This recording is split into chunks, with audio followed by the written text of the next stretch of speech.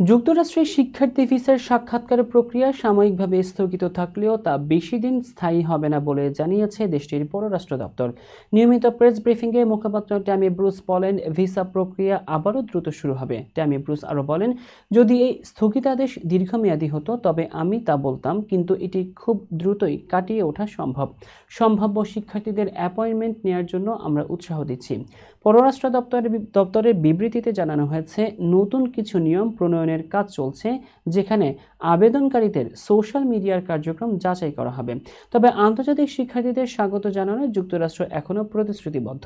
এর আগে মঙ্গলবার মার্কিন পররাষ্ট্রমন্ত্রী মার্কো রুবিও সকল কূটনৈতিক মিশনে শিক্ষার্থী ভিসার সাক্ষাৎকার সাময়িকভাবে স্থগিত রাখার নির্দেশ দেন।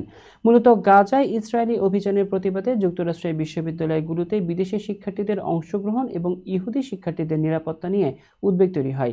এই প্রেক্ষাপটে ট্রাম্প প্রশাসনের পক্ষ থেকে দাবি করা হয়, শিক্ষা প্রতিষ্ঠানগুলো আন্দোলন নিয়ন্ত্রণে ব্যর্থ এবং বিদেশি শিক্ষার্থীদের যথাযথভাবে পর্যবেক্ষণ করা হয়নি। ফলে শিক্ষার্থী ভিসা প্রক্রিয়ায় অতিরিক্ত যাচাইয়ের সিদ্ধান্ত নেওয়া হয়েছে।